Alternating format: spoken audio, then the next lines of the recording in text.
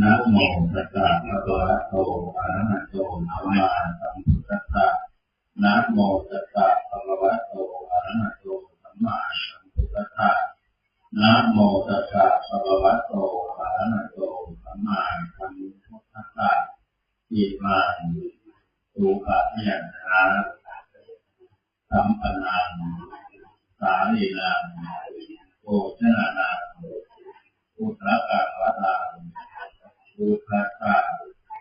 โอเอมาต่อไปเรื่องที่เข้าไปถึงเรื่องจากสิ่งใดภูมิภาคภูมิภาคอิมานิมะยังทันเตอัตตานิสัพพะริวารานิ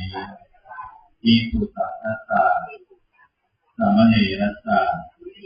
โอโนทิยามะสาธุโนภัตเตอิปุสังโฆอิมานิมัสสะภัตตานิสัพพะริวารานิปัจฉิกัณหาตุอังคาตันเจวะมาตาปิตุอาทินันจะญาตกานังปารัตกานังเอกรัตตานิทายาสุขายาข้าแต่ทุกองค์ผู้เจริญข้าพเจ้าทั้งหลายขอน้อมถวายซึ่งภัตตาหารกับเครื่องบริวารทั้งหลายเหล่านี้แด่พระภิกษุสงฆ์และสามเณรขอให้พระภิกษุสงฆ์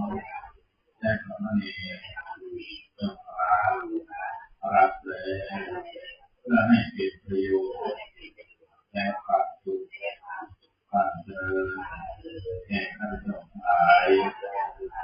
และข้าพเจ้าทั้งหลายขออุทิศส่วนบุญส่วนกุศลในส่วนนี้จงเป็นภาวะปัจจัยนำสุขให้ดวงวิญญาณคุณพ่อไว้บุตรสิงปู่ไข่บุตรสิงย่าเป็นบุตรสิงคุณตาไข่บุตรเกี้ยงคุณยายจันทีบุตรเกี้ยงตาจรัญบุตรสิงพร้อมด้วยญาติทั้งหลายเจ้ากรรมนายเวรเจ้าที่เจ้าทางเจ้าข้าเจ้าเรือนพระแม่นางธรณีและสรรพสัตว์ทั้งหลาย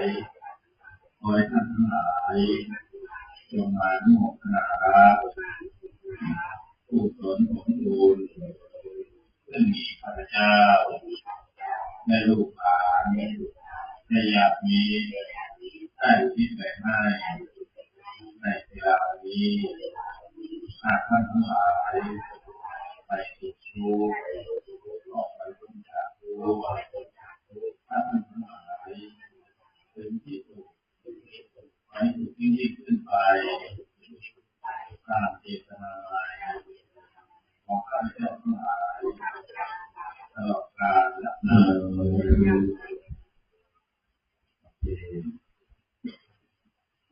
บุญยกประเภท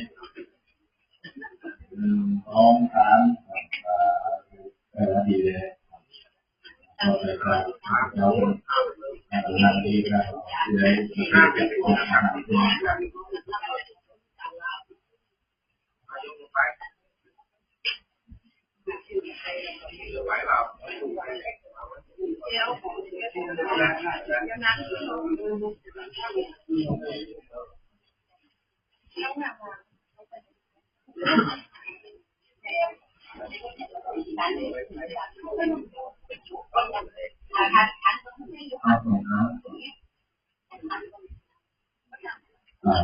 แล้วจะเอาใจเราไปเป็นทุกข์ก็ได้มีอะไรที่จะไปเป็นเราไปเป็นเ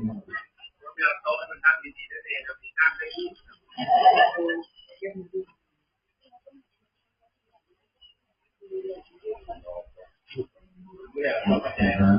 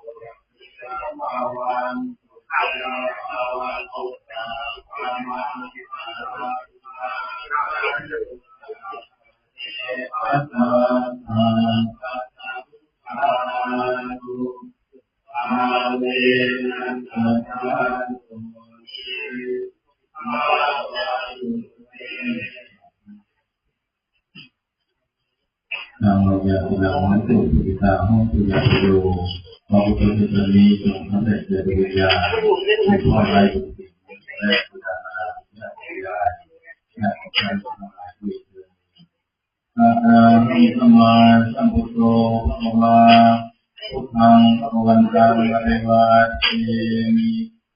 ต มีอาภูพระเจ้าเป็นที่พึ่งของเราภวะคาโตภวตาธัมโมธัมมังนัมมัสสามิ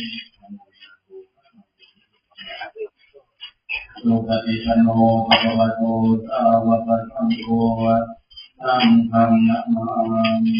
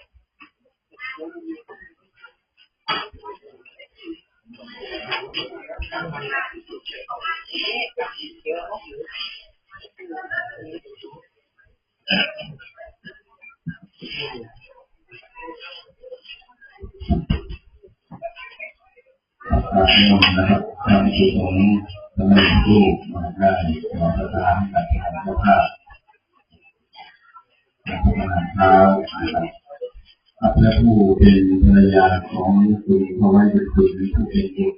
ในลูกหลานญาติของผู้บาดเจ็บนะครับขอบคุณนะครับคุณพ่อคุณแม่คุณย่าตายายที่พระอาจารย์ที่ดีใจทุกท่านได้เกียรติมาร่วมในงานวันแรกคือท่านถึงวันสุดท้ายนะครับของการเราเป็นผู้จบและความดีที่ชมนะครับขอพระราชนาคุณพระที่พระราชาให้ทุกหลายได้เป็นประธานในพระราชาในที่จะนำพระให้ดีมาที่พัฒนาสมเด็จพระสงฆ์ในปีที่ผ่านมาผู้เป็นผู้นำทางเพื่อการเจริญนะครับ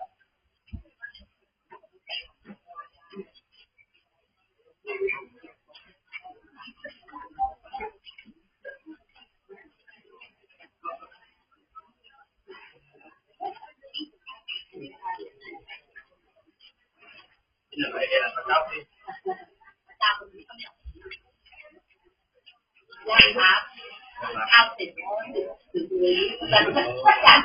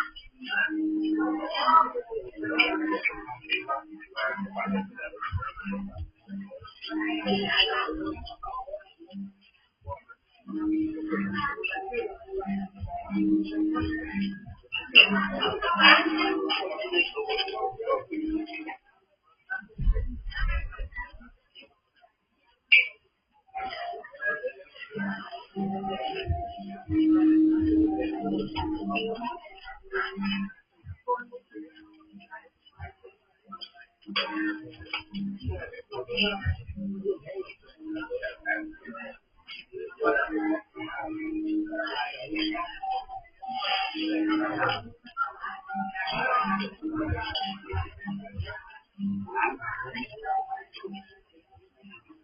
you.